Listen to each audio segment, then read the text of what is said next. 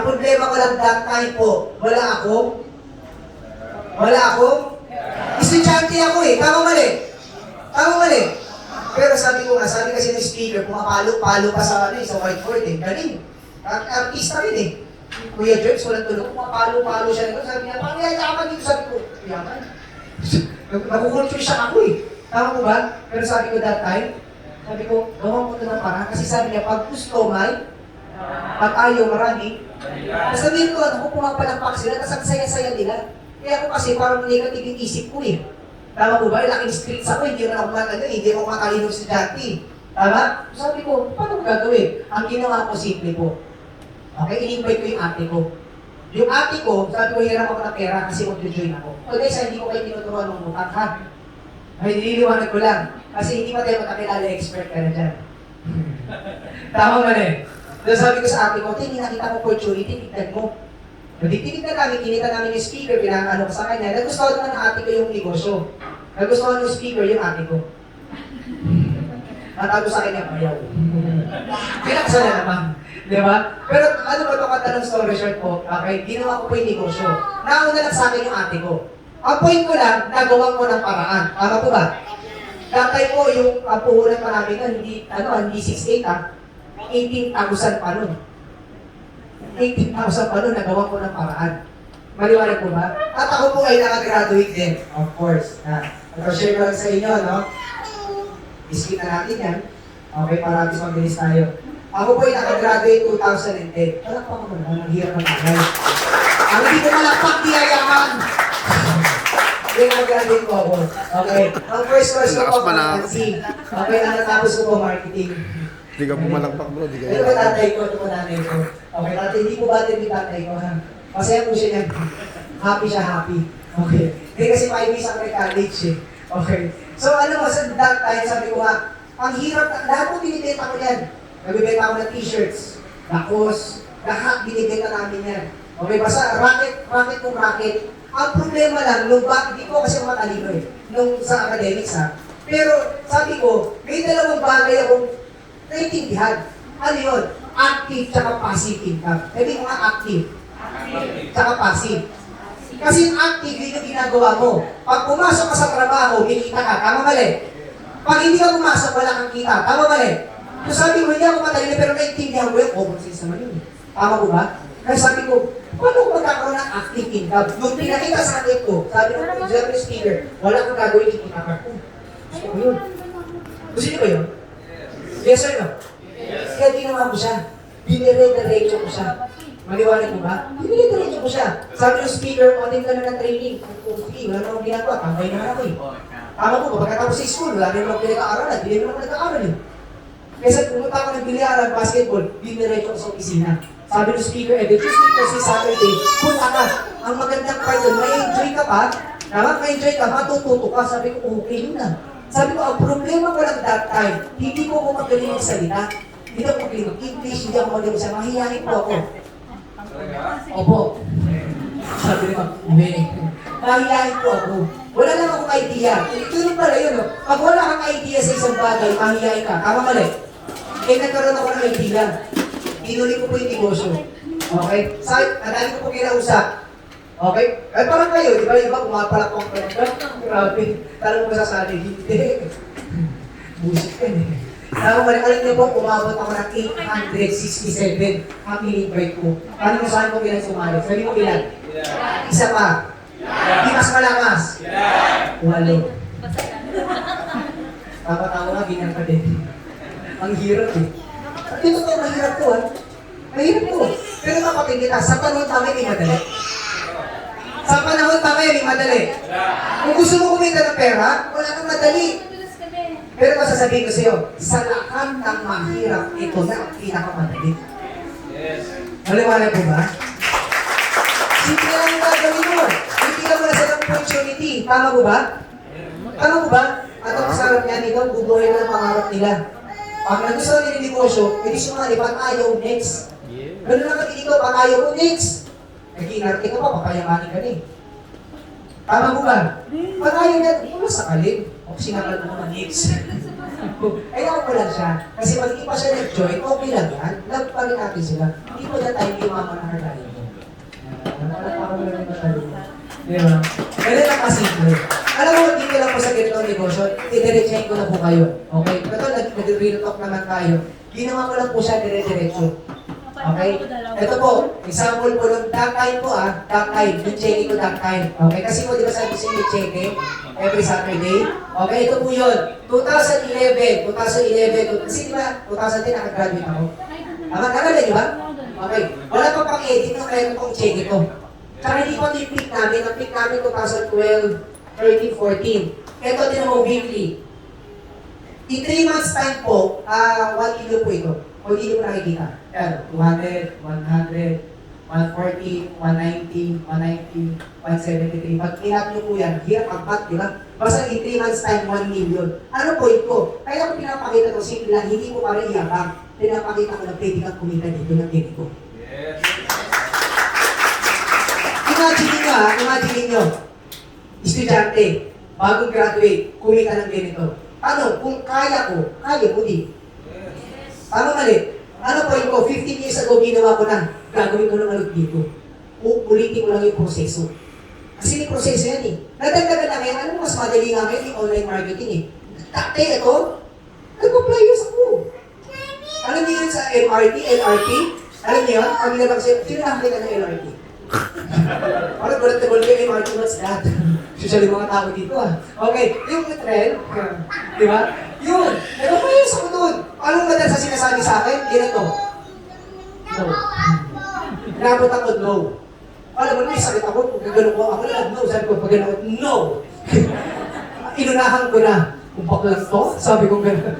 Di ba? Akla, tama ka na, di ba? Tigil na, di ba? Pero ang point ko lang, tinuloy ko. Yung negosyo, nakabili ako ng first car ko. Ford Expedition. Okay? Hindi ko siya brand new, hindi siya brand new, second hand siya. Pero point ko lang, that time, binili ko cash. Ako graduate eh. Actually, graduation gift ko na sa sarili ko. Nag-gets nyo? Dito ko na napatunayan. Ito po totoo ito Sa Pilipinas pala, kung sino yung wala, siya yung lagi natatang. Kung sino yung meron, siya lagi umaakan. Totoo yan. Bakit? Graduation day ko. Walang parking, late ako as usual. Late ako. Diba? Sabi ko sa guard, Sir, nag-graduate ko, nakatoga ako Ako nag-drive kasi pamilya ko, diba? Sir, sabi ko sa guard, Sir, nag-graduate po ako. Sabi niya, Sir, mukha na. Ikaw nga nakatoga ka Sabi ko, wala na akong parking. Saan po pwede mag-park? Sabi ko doon sa guard. Sabi niya sa akin, sabi ng guard, dala na po sa tapat. Expedition. Kaya kasi yung point. Sabi ko, ganun pala talagang pakiramdam. Alam mo ginawa ko, hindi ko na tinigilan. Hindi ko na tinigilan, kapatid. Lahat na kinausap ko na. Pasa humihinga, kinausap ko na. Totoo yan. Sabi ko nga doon sa mga, nasasapuan ka ako nito Ito, yan Sabi ko siya, bago na magputo ka, picture muna tayo. Lahat kinausap ko, lahat ang ayaw puntahan ng mga tao, pinupuntahan ko. Lahat ang ayaw kausapin. Alam mo bakit? Sige lang ang principle ko Marami akong kabatch na nag-graduate. Tama ko ba? Ilan na eskwela ang nagpapagraduate yearly? Marami. Ilan ang kumpanya ang gusto, yung sabot na gusto mo? Konti. Sabi ko, ito ayaw nila. Ito gagawin ko. Kasi ito mahaba pili. Ito walang pili. Tama mali. Pakita mo dito negosyo. Yak. Ini invite. Wala sa mga friends ko. Hindi cool yan. Lahat ko natanggap na gano'n. Maliwanag ko ba? Normal yun Tama? Sabi, hindi cool yan. Alam mo, naniniwala ako, ngayong panahon na to, yung mga nagsabi nun, kulang-kulang na sila. Tama ko ba? Kasi sa totoo lang, sa ganitong senaryo, ang dami ko po natutunan. Lalo na sa ganitong negosyo, libre po training dito kapatid Pag nag-join ito, libre training. Ano lang kailangan ng mga alisin? Number 1, ito lang i-request namin dito. Kita nyo ba? Kita nyo no? Kita nyo? Pakibasa na ako. Right. Pakibasa na? Right. Tanggalin yan. Kasi mga Pilipino hindi yung mamandahin dyan. Bakit ang may kinig ng bata nyo?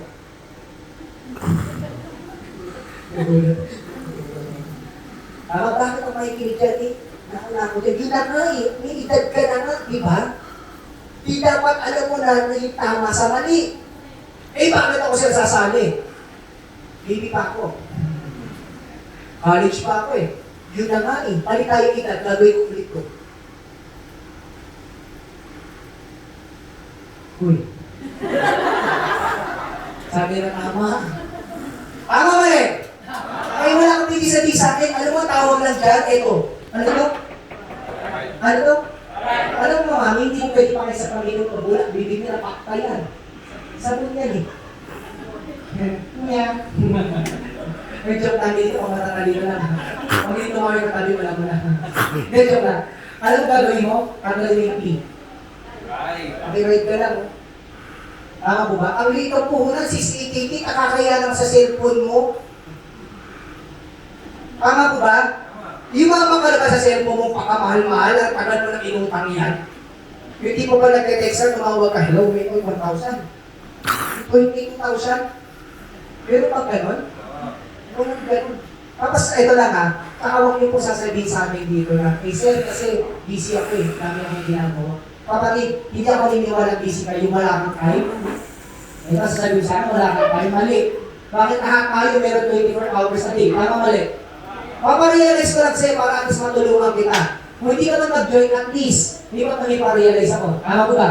Alam mo ba yung 24 hours na nakakati sa kanto yan? 8 para matulog ka, para buhay ka. Siyempre, tulog-tulog din.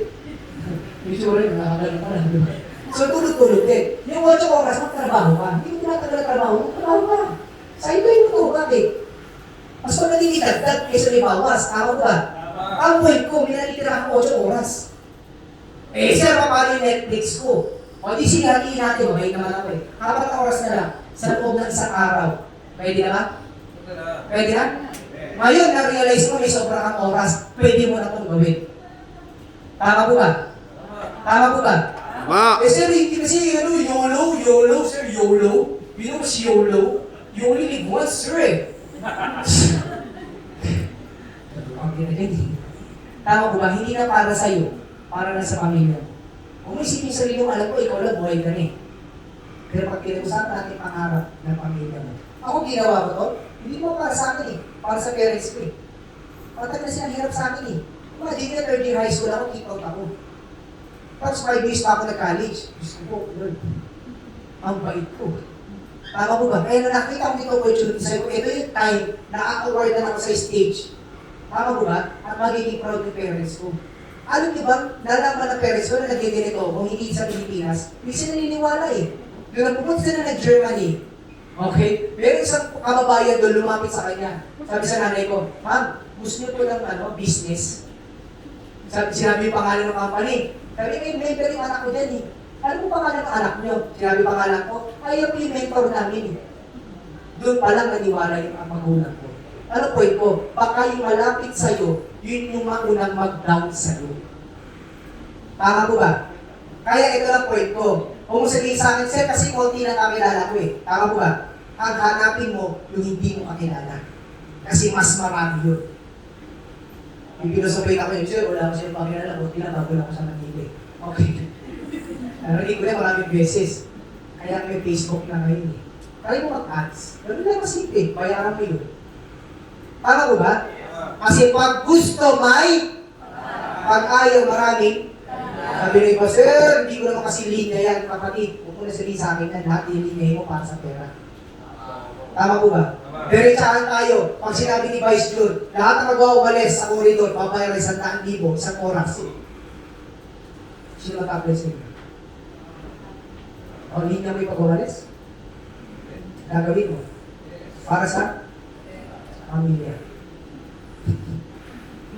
Tama po ba? Hindi totoo yun eh. Maliwanag po ba? Alam po ko lang. Ginawa ko lang, tinuloy mo lang. Dito din ako nakapapakasal eh.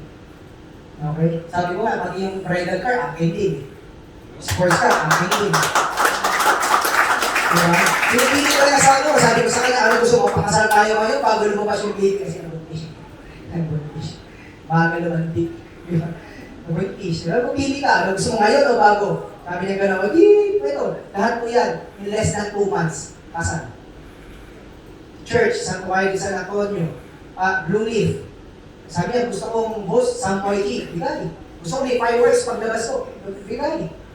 Mahal. Pero kaya. Yes. Walang halong kasamang parents yan. Lahat sila invited. Tanong, nagawa? Tinuloy? May pangarap? Of course. Ang masarap dito kapatid ko, ano trick mo? Diba? Sabi diba, sir, pag kasi puro kotse pinapakita nyo, ito lang yung trick mo. Ano trick mo gawin mo? Diba, kung kumita ka sir, 300,000 sa isang buwan, tama po ba? Ano gagawin mo? Hindi kung ang trick mo, ano trick mo, pag kumita ka ng pera, 1,000,000 ka, ano gagawin mo?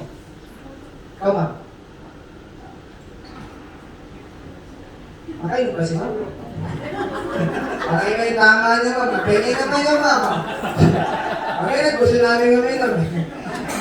Depende sa mood eh. Tama po. At ito mo lang eh. Sabi niya sa'yo gusto niya ng lupa. O di, pagulong-gulong ka doon.